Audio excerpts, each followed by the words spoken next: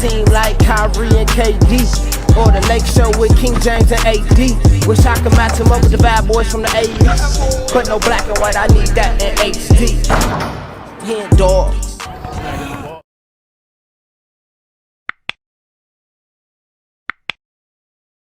Yo, what's good, y'all? It's your boy at HenDawgz, and we back to it. You know how we do it. Part 3. I know y'all ready.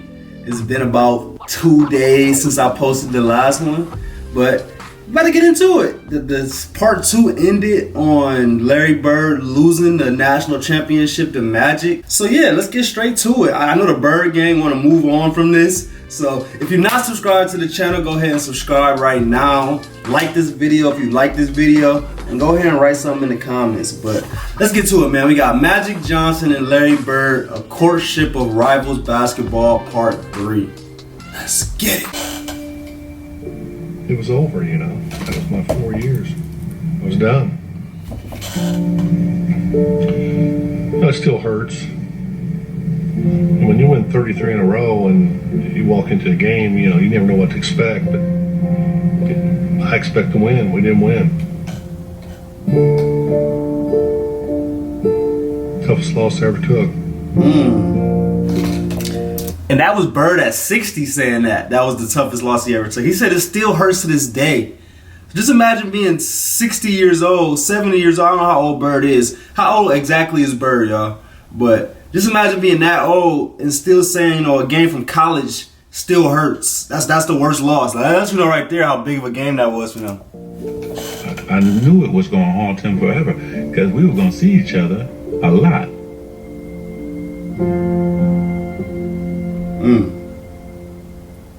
The National Basketball Association, in its 33rd season, is troubled by diminishing crowds and declining television ratings, signs that fan interest may be waning. If college basketball was flourishing at the end of the 1970s, the pro game was crumbling. After the golden era of Bill Russell and Jerry West in the 1960s, a merger with the ABA in 1976 had led not only to new teams, but a new temperament. It was a new league with new times, with renegades, with individuals.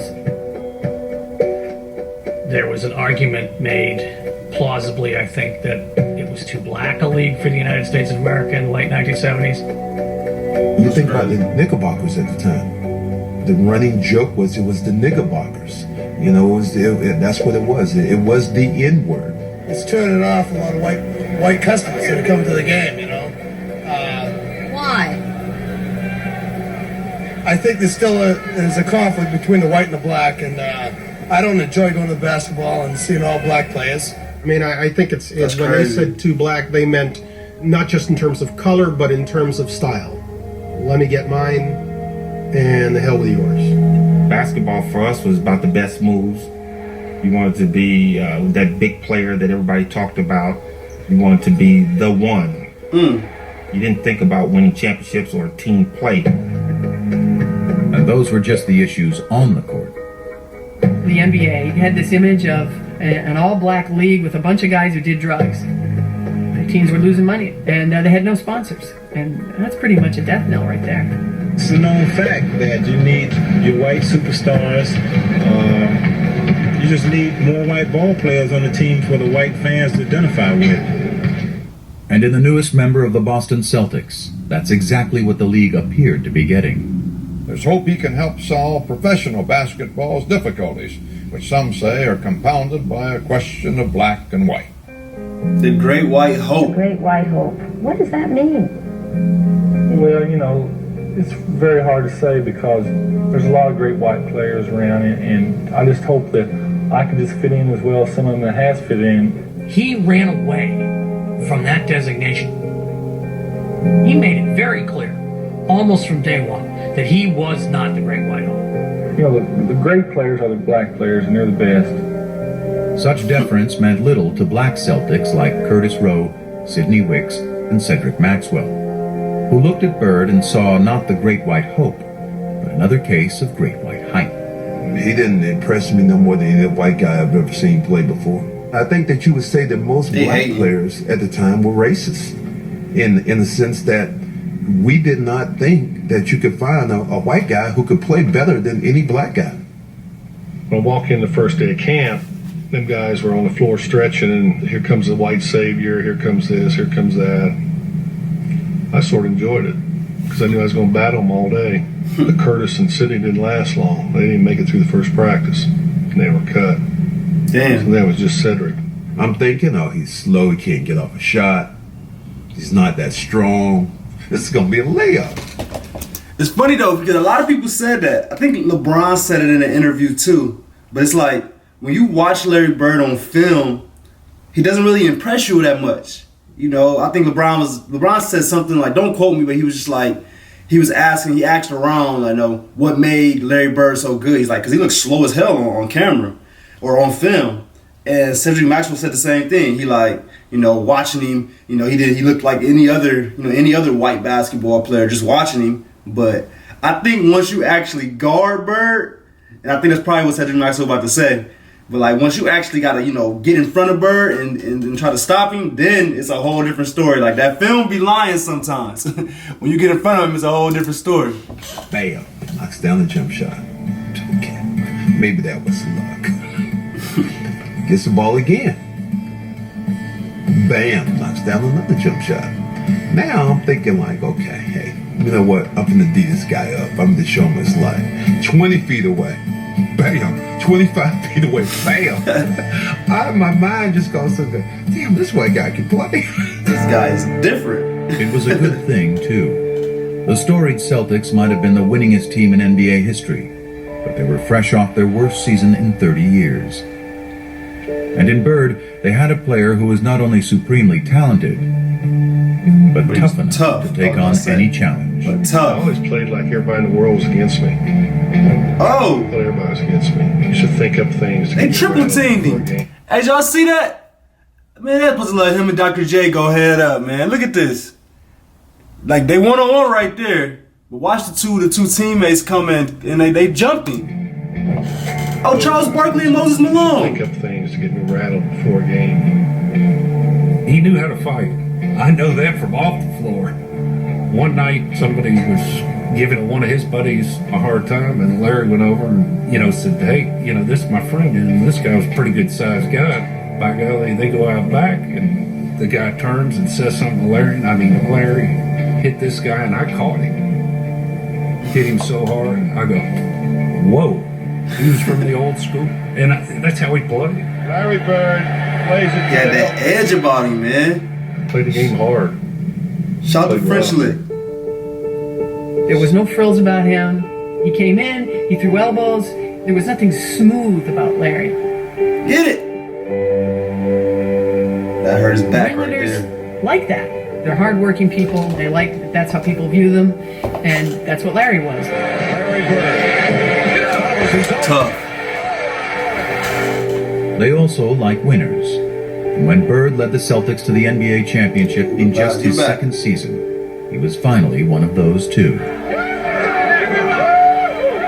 Boston loved Larry Bird.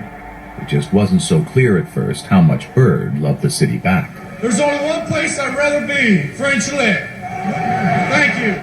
Man, Larry was almost agoraphobic in his treatment of anything outside his hometown. He wanted to be the Wizard of Oz. He wanted to intimidate people and keep them at bay. The further we are away from each other, the more I like it. I had a nice little house. I had my little yard. I want to go from there to practice back. If we had a game coming up, I want to go there, the game, and back home. It was all basketball. My whole life was basketball. If he was just sitting there with just me, you were looking around mumbling, trying to find things that we had in common that we could talk about. Now, we started talking about basketball, started talking about players. It was, it was great.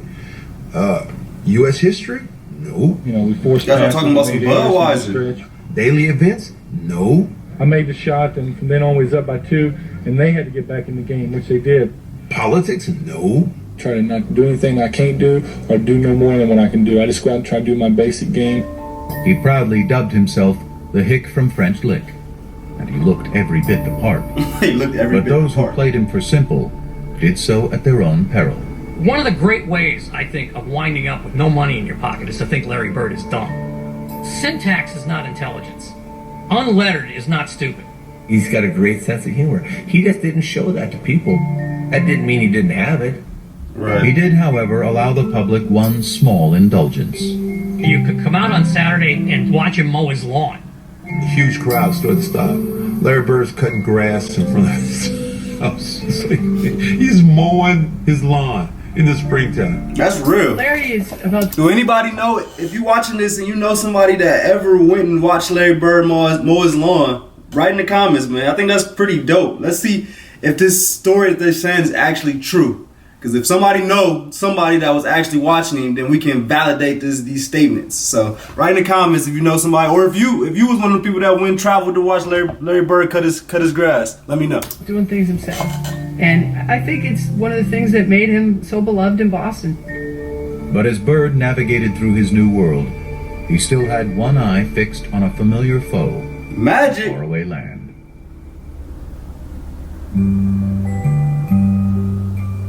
Sunny what California. Tripped me out was I'm riding in the limo and I'm seeing orange trees and lemon trees in people's front yards. I said, stop, I gotta go pick an orange.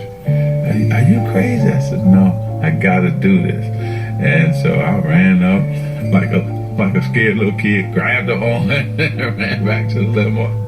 I'd never seen an orange tree. I'd never seen a lemon tree. Me neither. I was fascinated. When 20-year-old Irvin Johnson arrived in Los Angeles in the fall of 1979, he was a world away from Lansing, the only home he'd ever known.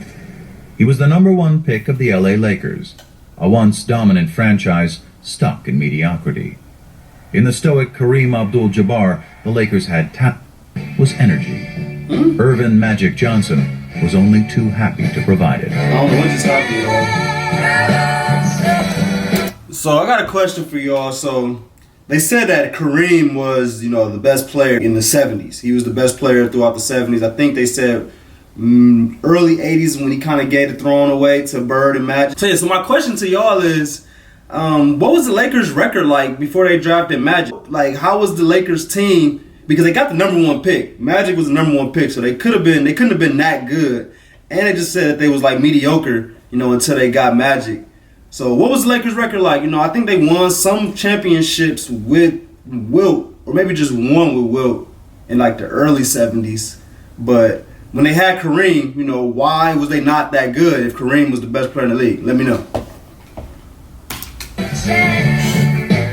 Lit the place up. Changed the franchise.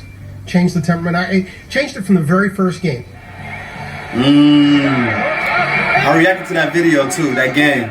Here it was, the first game of a long season against the lowly Clippers.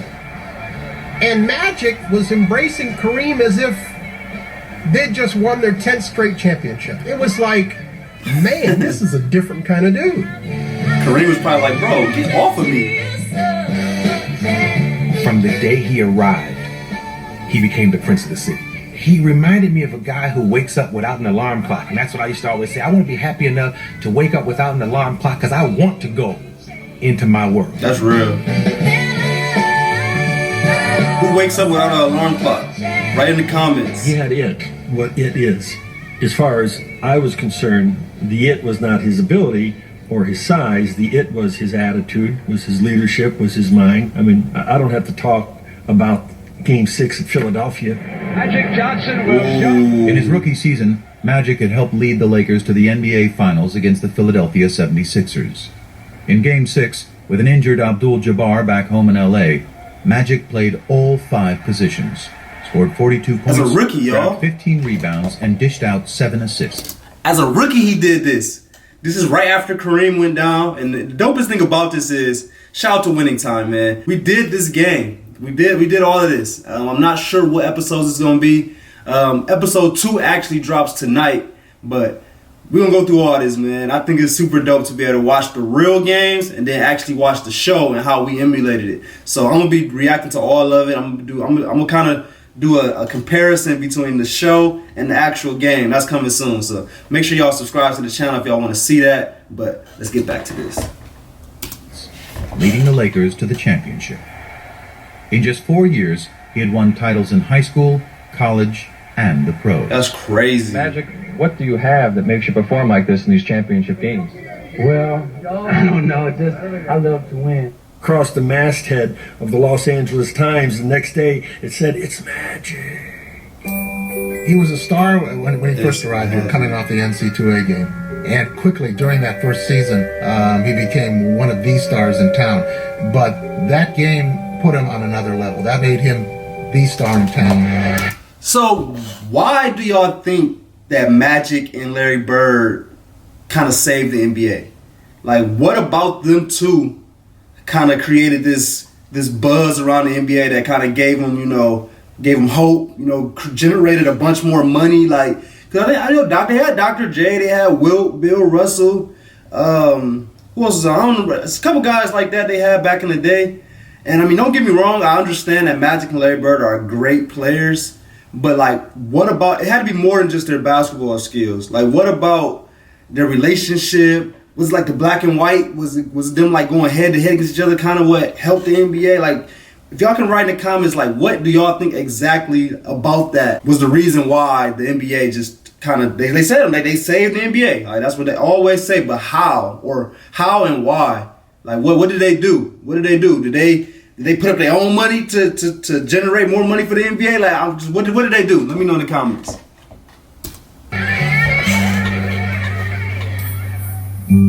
It's funny how I wanted to meet the celebrities, but they wanted to meet me. I was like, that's dope. That's a great feeling. Like, wow, do you know who I am? He was young, famous, and after Lakers owner Jerry Buss signed him to a 25-year, $25 million contract, very rich.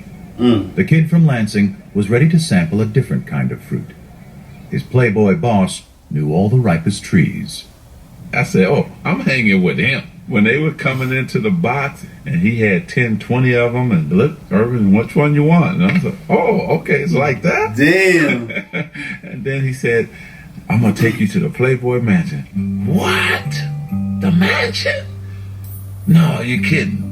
Took him to the mansion. So I went there, and my first time, I'm bagging up like, I can't believe I'm in, but I'm bagging up away. It's like, I'm scared to death. Probably 10 guys to 100 women, Everybody think it's sex driven, but it's really not. You have dinner, then you watch the latest movie.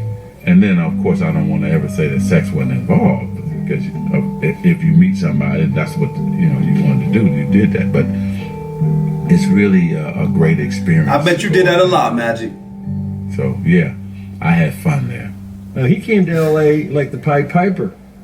People were giving him this and giving him that, but he stayed pretty grounded to the game. Everybody was getting high then, but you can't even smoke a joint around Magic.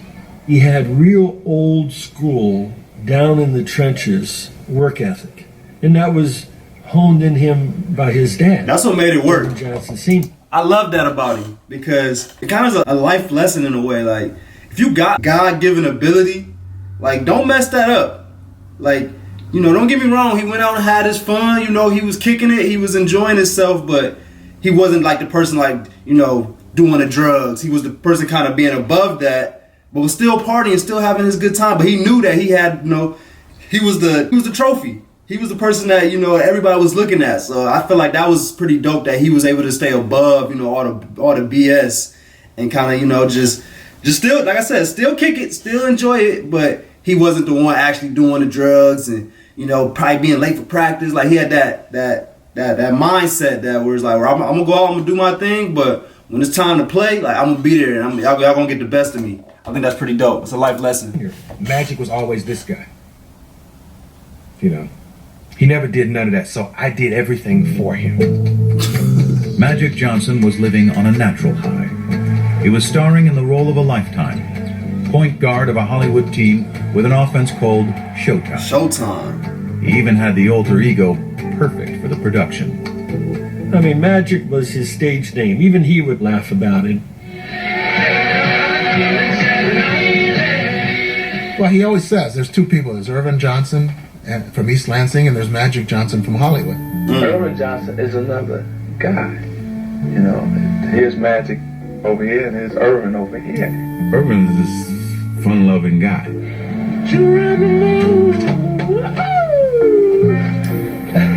Magic was so serious and dedicated to his game. I thought it would have been the opposite. Crazy competitor and a crazy man. Irvin, I think, is the smiling kid from Lansing. I think Irvin died about 25 minutes after the NCAA championship game. Irvin doesn't have the ego that Magic has. Magic got a crazy ego, and winning is everything. And Irvin wanted to, along with Magic, conquer LA. After having led the Lakers to 2 NBA titles in their first 4 years in town, Magic and Irvin were well on their way. And that's where we're going to end this video at, man. I hope y'all enjoyed that. That was a lot of Magic info. I didn't really get too much Larry Bird info in that, but I enjoyed that. I hope y'all did too. Part 4 will be coming soon, the next couple days. I won't have y'all waiting that long, I promise. But I hope y'all enjoyed that, man. Make sure y'all subscribe to the channel if y'all haven't. Make sure y'all like this video if y'all like this video. And go ahead and write something in the comments. Kind of give me like a little preview of what's to come next. I'm sure a lot of y'all done already watched this. I have no idea what's to come next. I see Larry Bird, so I'm assuming there's going to be some Larry Bird stuff since they just got into a bunch of Magic stuff. But I don't know. So stay tuned. We'll see you on the next one. But I appreciate y'all like always, man. We out.